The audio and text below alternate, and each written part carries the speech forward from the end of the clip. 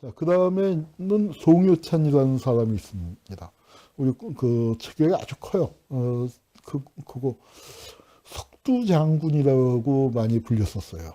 그래서 이제 그런데 굉장히 뭐 전술 같은 거는 잘 모르지만 하여튼 무자비하게 밀어붙이는 모습. 그래서 나름 6.25 때 전공도 많이 세웠다고 하는데 제주도에서는 민간인을 상대로 아주 혁혁한 전공을 세운 거죠. 거처 가능한 곳을 다 없애라, 불태워버려라.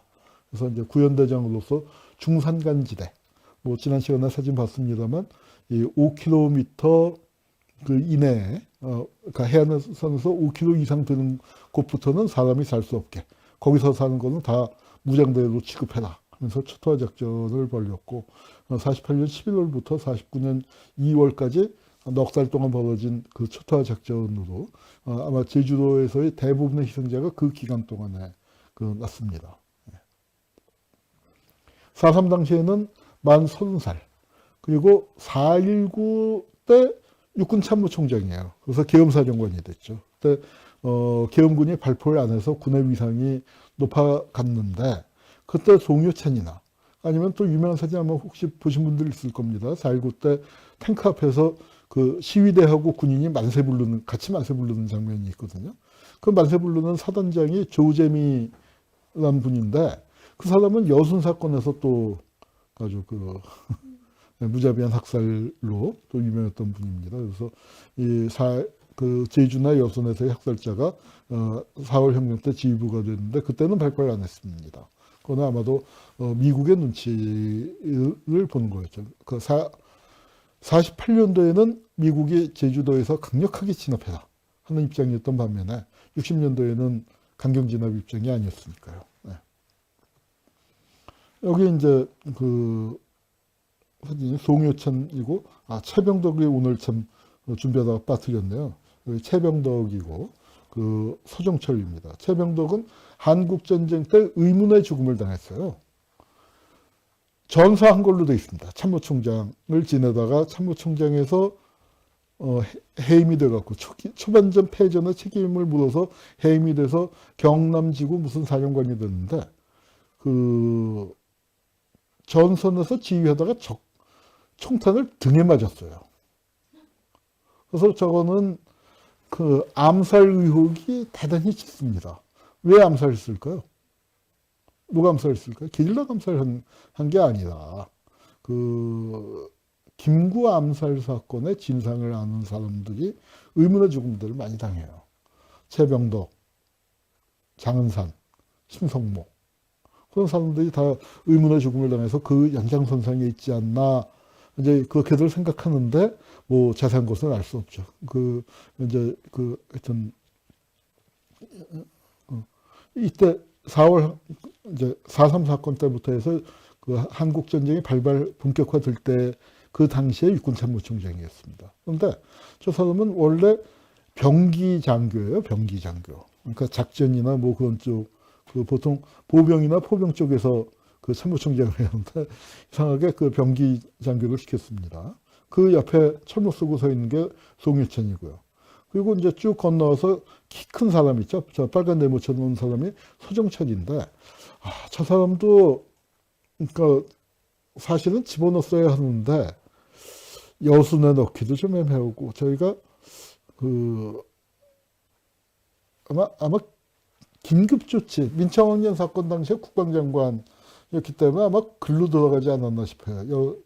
사실 제주나 여순에서도 마땅히 들어갔어야 할 사람인데, 또 저희가 인원을 추기다가 보니까 빠졌는데, 일본도 사람들을 시합하듯이 죽인 걸로 또 악명이 높았죠.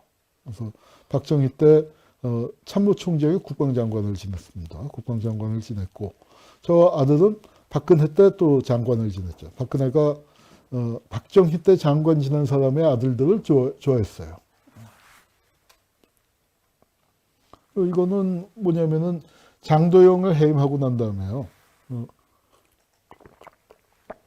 5.16 때 박정희가 이제 처음에는 최고회의 부의장이었거든요. 그리고 장도영을 내세웠는데, 뭐 한 달 반쯤 지난 다음에 장도영을 잡아놓습니다. 그리고 자기가 최고회의 의장으로 올라가고, 그때 저 장도영이 최고회의 의장 겸 내각 수반 겸 육군 참모총장 겸 뭐 벼슬이 많았는데 감소가 많았는데 그 내각 수반 그걸 송유찬한테 넘긴 거죠. 그래서 송유찬이 이제 그 내각 수반이 그 된 겁니다. 근데 송유찬이 구속이 되죠. 그러니까 전 내각 수반으로 있을 때. 왜냐면은 그 당시에 이제 정세가 좀 복잡해서 뭐 박정희가 양다리를 걸치고 있었어요. 그러니까 공화당을 김종필을 통해서 새로 만드느냐, 아니면 구 정치인과 반 김종필파 군부와 구 정치인이 합친 그러니까 범탕이라고 했는데 범국민정당 거길 타느냐. 이제 왔다리 하다가 이제 결국 공화당을 선택하게 되는데 그 범탕 쪽에서 그러니까 박정희가 안 나오니까 대신 내세운 게 송유찬이었습니다. 그래서 송유찬을 대통령 후보로 내세워서 나름 강력한 경쟁력을 가진 사람이었고, 그 군부 쪽에 어떤 그런 지지표가 분산될 가능성이 있으니까 지지 기반이 박정희하고 겹친다고 봤죠. 그러니까 이제 구속시켜버린 겁니다. 사실 송유찬도 박정희가 그 빨갱이로 몰려서 체포됐을 때, 여순 사건은 이후에 숙군에서 연루됐을 때 뒤를 봐준 사람 중에 한 명이에요. 근데 이제 그거 건방지게 말이야. 자기가 옛날에 날 좀 도와줬다고 이렇게 키워올라. 아마 그런 심보가 있었던 것 같습니다. 박정희를 도와줬던 사람들 중에 이제 일찍 죽은 김창룡과 그다음에 백선엽, 외국에 대사로 나가 있었던 백선엽 빼놓고는 다 한 번씩 감옥 구경 다 했습니다. 황헌친이, 김한용이 등등 해갖고 그 감옥 구경을 다 했죠.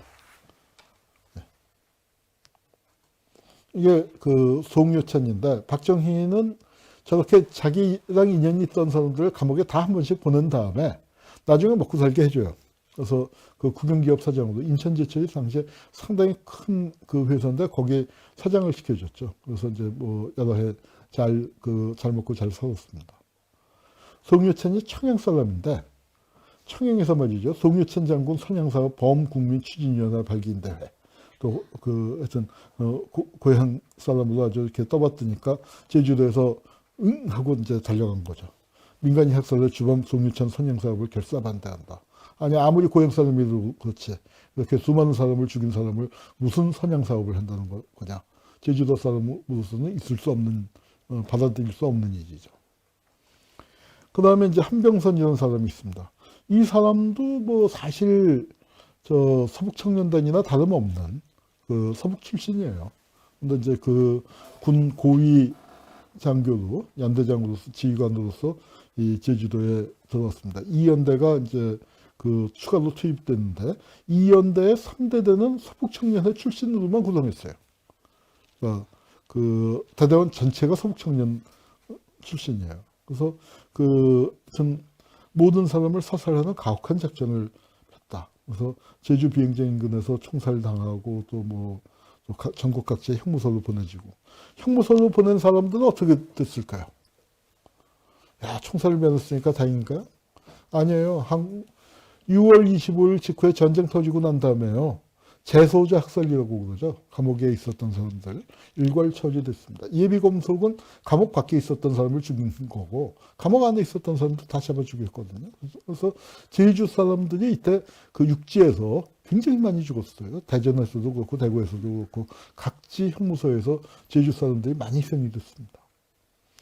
이 한병선은 5.16이 터진 다음에 기획위원장에, 그러니까 뭐 이름이 좋죠. 그래서 기획위원장이 임명돼서 5.16 주체는 아니지만 아마 군의 그 자기 선배급들을 예우하는 차원에서, 박정희보다 나이는 어립니다. 박정희보다 어리지만 그래도 계급이 높았으니까 그걸 뭐 예우하는 차원에서 그렇게 기획위원장을 시켜줬다가 이제 군대 내에 부정부패 얘기가 나오니까 부정부패의 대명사격이어서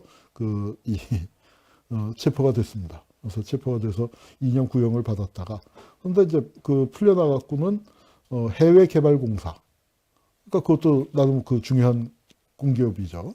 거기 사장을 했고, 또 75년에 잠깐 반짝했던 한동 맥주라고 있어요.